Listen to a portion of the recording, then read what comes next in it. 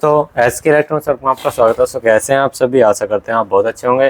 दोस्तों मेरे पास ये 2.1 का होम थिएटर रिपेयर होने के लिए आया, जिसका मॉडल नंबर यहाँ पे देख सकते हैं धूम BT, और इसका जो सीरियल नंबर और मॉडल नंबर है वो ये यहाँ पे है MMS 2550B। इसके अंदर प्रॉब्लम क्या है कि ये डेड हो चुका है और कस्टमर ने कहा है कि इसमें कुछ जेन्युइन काम होना चाहिए, कोई जुगाड़ वाला काम ना होना चाहिए, इसलिए वो वहाँ से ले आया। सर्विस सेंटर वाले ने कहा ज़्यादा खर्चा बता दिया कि इसमें इतना खर्चा आएगा, मतलब फिर ये मेरे पास आया रिपेयर होने के लिए।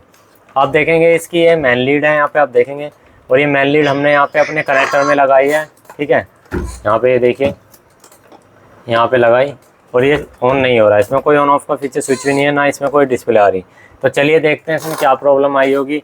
सबसे पहले हम बैक साइड से खोलते हैं। मैं आपको लाइन दिखा देता हूँ, यहाँ लाइन आ रही है, ये देखो। ठीक है, लाइन है यहाँ अवेलेबल, और हम इसे खोल लेते हैं और देखते हैं इसमें क्या समस्या आई है ऐसी। दोस्तों वीडियो को लास्ट तक देखना, कुछ भी हो सकता है, जो होगा आपको जेन्युइन चीज़ दिखाएंगे करके, और कंप्लीट इसको ओके करेंगे, क्योंकि कंपनी का होम थिएटर है तो कुछ इसमें रियर ऐसा फॉल्ट होगा जो ख़तरनाक ही होगा। तो सबसे पहले तो हम ये कनेक्टर निकाल लेते हैं यहाँ से, क्योंकि हमें पहले इसकी सप्लाई सेक्शन क्लियर करनी है। तो पहले इसको रख देते हैं एक तरफ, हमने इसको एक तरफ रख दिया, ये हमारी PCB। ठीक है, अब सबसे पहले हम ये चीज़ देखेंगे कि जो हमारा ये ट्रांसफार्मर है, ट्रांसफार्मर से यहाँ पे देखो पहले छेड़ाछाड़ी किसी ने कर रखी है, स्लीव व्लीव फाड़ रखी है, और ये ट्रांसफार्मर से यहाँ पे वोल्टेज आ रही है या नहीं आ रही है। तो हम ये कनेक्टर निकाल लेते हैं। कनेक्टर निकाल लिया हमने, ये कनेक्टर निकाल लिया। इसके अंदर लाइन अवेलेबल है, तो मीटर को ऑन करते हैं। मीटर ऑन किया तो सबसे पहले हम यहाँ पे वोल्टेज चेक करेंगे। देखो पिन पे लगाया, बीप साउंड आ रही है, इसका मतलब जो इसकी कॉइल की रीडिंग आ रही है, इसके अंदर वोल्टेज नहीं आ रही है, जबकि यहाँ वोल्टेज आनी चाहिए थी। ये देखो बीप आ रहा है। तो यहाँ पे जो ये स्लीव प्लीव हटा रखी है किसी ने, देखो यहाँ देखते हैं, यहाँ देखते हैं कि मेन लीड से जो करंट है वो प्रॉपर आ रहा है नहीं आ रहा है ट्रांसफार्मर तक। देखो ट्रांसफार्मर तक करंट आ रहा है 214-15 वोल्ट के आसपास। ठीक है, उसके बाद इन्हें वैसी की वैसी कर देंगे वहीं। ठीक है, उसके बाद फ्यूज चेक कर लेते हैं। फ्यूज निकल गए, फ्यूज को भी चेक कर लेंगे एक बार। फ्यूज भी ठीक है, यानी कि फ्यूज में कोई दिक्कत नहीं है। अब हम यहाँ से मेन लाइन करेंगे बंद। मेन लाइन बंद करने के बाद दोस्तों आपको दो चीज़ दिखेंगी। देखो, एक तो फ्यूज के अंदर ये कनेक्टर है, मतलब ये जो पिन लगी हुई है ये, ठीक है, और ये ट्रांसफार्मर का वायर, यहाँ एक ट्रांसफार्मर का वायर, ये एक ट्रांसफार्मर वायर ये है। तो इस पर कंटिन्यूटी चेक करते हैं कितनी आ रही है, कंटिन्यूटी देखते हैं। तो देख सकते हैं ट्रांसफार्मर में कोई भी कंटिन्यूटी नहीं आ रही, इसका मतलब ट्रांसफार्मर हमारा ख़राब हो चुका है। और इसका मतलब ये नहीं है कि ट्रांसफार्मर पे रीडिंग नहीं आ रही तो बिल्कुल ख़राब हो गया। तो हम एक बार इसे जो है ना खोल लेते हैं यहाँ पे। अभी इसमें एक और चांस है कि आपका ट्रांसफार्मर चल सकता है, वो चांस क्या है आपको दिखा देते हैं, चलिए। क्योंकि जो कंपनी के ट्रांसफार्मर होते हैं इनमें प्रोटेक्शन इतनी होती है, जल्दी से ख़राब नहीं होते हैं ऐसे। ठीक है, जिस कंडीशन में ये ख़राब है मेरे पास आया, इसको यहाँ से खोल लेते हैं झटपट और दिखाते हैं आपको इसमें क्या हुआ होगा। क्योंकि इसमें अभी दो ऑप्शन और हैं, जिस ऑप्शन से ये ठीक हो सकता है। अगर नहीं होगा तो आपको ट्रांसफार्मर डाल के बताएं, क्योंकि ज़रूरी नहीं है कि इसमें ट्रांसफार्मर का ही फॉल्ट हो, आगे भी कुछ और ना हो। ठीक है, वो भी ऐसा नहीं हो सकता, क्योंकि फॉल्ट इसमें और भी हो सकता है जब ये मेरे पास आया है। तो यहाँ से इसको खोल लेते हैं। काफ़ी ज़्यादा टाइट लगा हुआ है। अब देखो, जब ट्रांसफार्मर इस कंडीशन में ख़राब हुआ है ना, तो पीसी में कुछ ऐसी चीज़ होगी ख़राब, जिस वजह से ट्रांसफार्मर इस कंडीशन में ख़राब हुआ है। अब ऐसी पीसी में क्या दिक्कत हो सकती है वो आपको दिखाएंगे। क्योंकि क्या होता है, जब ट्रांसफार्मर की प्राइमरी वाइंडिंग ख़राब हो जाए ना, तो प्राइमरी वाइंडिंग ख़राब होने का मतलब है या तो स्पाइक वोल्ट हाई वोल्ट आए हो इसके अंदर, और या आपके सेकेंडरी में कुछ ज़्यादा लोड पड़ा हो, जिस वजह से फ्यूज़ उड़ गया हो। इसमें दो फ्यूज़ होते हैं, आपको होगा फ्यूज़ तो आपने निकाल दिया है, और दूसरा और फ्यूज़ कहाँ पर है इसमें, वो भी अभी आपको दिखा देते हैं। तो यहाँ पे आए हम। ठीक है, अब यहाँ पे आप देखेंगे कि यहाँ पे हमारा क्या है, ये जो रेड सी टेप आप देख रहे हैं ना, ये रेड सी टेप, तो इसको हम एक ब्लेड से काट लेंगे, इसको ब्लेड से काटेंगे।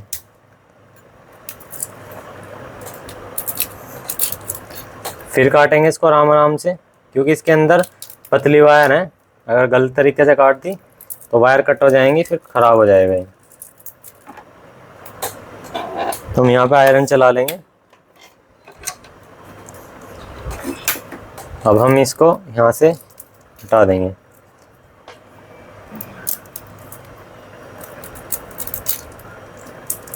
यहाँ पे देखेंगे कि दोस्तों जो ये वायर हैं, आपको यहाँ पे 3 वायर दिखाई दे रहे होंगे, 3 टर्मिनल। पहला टर्मिनल ये, दूसरा टर्मिनल ये, तीसरा टर्मिनल ये। जो पहला टर्मिनल है वो मेन लीड से डायरेक्ट आया हुआ है, दूसरा टर्मिनल जो है वो ट्रांसफार्मर की तरफ है, तीसरा टर्मिनल ये आउटपुट है। यानी कि यहाँ से यहाँ तक जो फ्यूज़ लगा हुआ है, इस फ्यूज़ को पहले चेक कर लेते हैं। देखो यहाँ ने लगाए, फ्यूज़ को चेक करते हैं तो फ्यूज़ हमारा ख़राब है। अब ये जो मेन टर्मिनल जो है प्राइमरी वायर के, इसके कनेक्शन देख लेते हैं।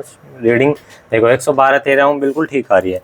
तो अब हम इसको डायरेक्ट कर लेते हैं, यहाँ पे इसको हम यहाँ से डायरेक्ट कर लेते हैं, क्योंकि इसमें ऑलरेडी पहले भी एक फ्यूज़ लगा हुआ है बाहर की तरफ। तो हम इसे यहाँ से डायरेक्ट करते हैं। अब इसमें हम यहाँ पे सोल्डर कर देंगे। तो ये जो वायर है ना, इन्हें आपस में सोल्डर करेंगे यहाँ। ठीक है, यहाँ पे हमने सोल्डर कर दिया।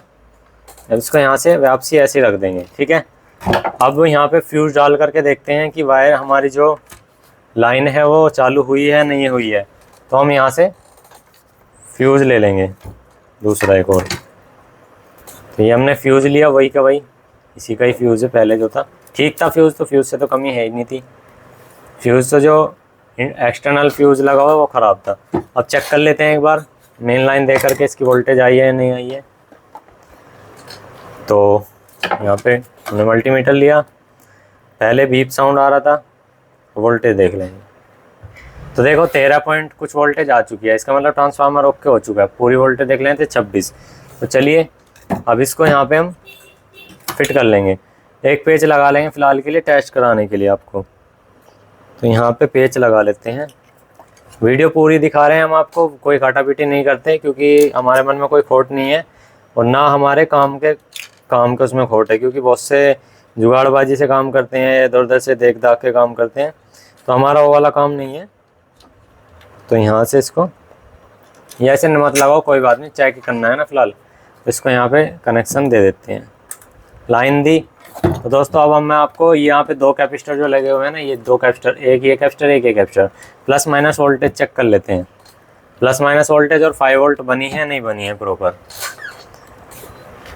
तो यहाँ पे यहाँ पे सबसे पहले ग्राउंड पॉइंट ही है बीच वाला, ये ग्राउंड पॉइंट लगा लेते हैं। यानी कि ये जो यहाँ से गया हुआ है, ये यहाँ दिखाओ, ये ग्राउंड पॉइंट है, ये बीच वाला ये यहाँ से गया हुआ है। तो इस पर पहले अटैच कर लेते हैं।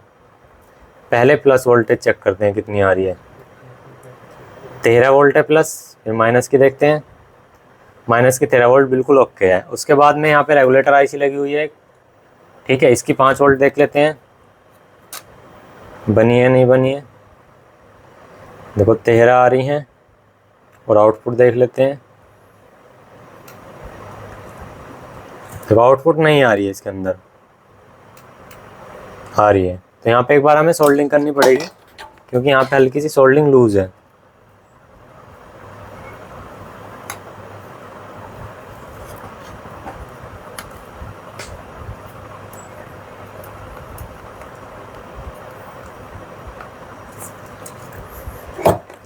यहाँ से प्रिंट फटा हुआ है, ये इस प्रिंट को हटा ही लेते हैं।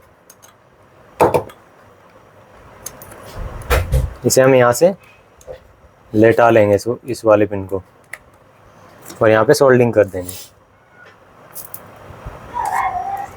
ठीक है, अब हम फिर से लाइन देते हैं। 5 वोल्ट बिल्कुल करेक्ट, एक बार चेक कर लेते हैं जो यहाँ पे आ रही है। देखो 5 वोल्ट आ गई है। अब हम सेट में लगा करके देख लेते हैं सिस्टम को। हम पहले यहाँ से बंद करते हैं और इसकी डिस्प्ले वगैरह एक बार लगा करके देखते हैं क्या बेस वेस मतलब लाइट वाइट आती है नहीं आती है। मेन तो लाइन है इसके अंदर, इसी वजह से कस्टमर ने मना की होगी। वो उसने कहा होगा कि ट्रांसफार्मर डलेगा, और लोकल ट्रांसफार्मर डलने के बाद मज़ा नहीं आता होम थिएटर में, ये बात हकीकत है, और ओरिजिनल जल्दी से मिलता नहीं है। तो यहाँ से फ़िलहाल जो है ना, इसे ट्रांसफार्मर को नीचे रख के एक बार चेक कर लेते हैं। ठीक है, इसमें लाइन देते हैं। लाइन दी, देखिए यहाँ पे हाई आ गया लिखा हुआ, हाई आ गया, ठीक है। ब्लूटूथ मोड पे है। अभी यहाँ पे आप देख सकते हैं कि इसमें बल्ब जल रहा है, इसका मतलब जो बेस की आईसी है वो शॉर्ट हो चुकी है। तो फिलहाल हमारा सेट ऑन हो चुका है, सप्लाई ओके हो चुकी है। अब इसकी हम बेस की आईसी भी डाल लेंगे। तो बेस के भी आईसी भी निकाल लेते हैं और बेस की आईसी भी डाल देंगे, क्योंकि मेन काम जो था वो इसमें डेड था।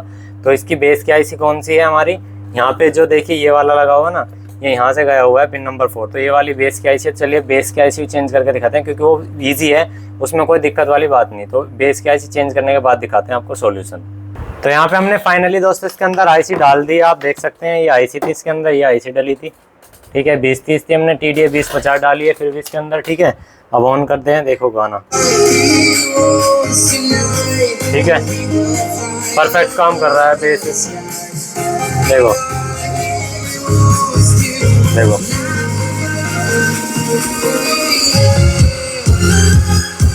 स्पीकर भी दोनों चल रहे हैं, ये देखो। और फ्रंट साइड से दिखाते हैं इसकी लुक, ये देखो। तो हमने गाना बंद कर दिया। फिलहाल यहाँ पे हमारा जो होम थिएटर है वो बिल्कुल ओके हो चुका है। दोस्तों इतने छोटे छोटे फॉल्ट रहते हैं, जब तक उसकी गहराई में नहीं जाओगे, जब तक आप फॉल्ट को रिपेयर नहीं कर पाओगे। तो ऐसे एक फॉल्ट आप आसानी से रिपेयर कर सकते हैं, लेकिन आपको समझना आना चाहिए, रिपेयर करना आना चाहिए, पता होना चाहिए किस में क्या चीज़ रहती है। ये वीडियो को देख के जरा सी इन्फॉर्मेशन मिली हो तो प्लीज़ वीडियो को लाइक कर लेना और चैनल को सब्सक्राइब करना। थैंक यू, जय श्री राम दोस्तों।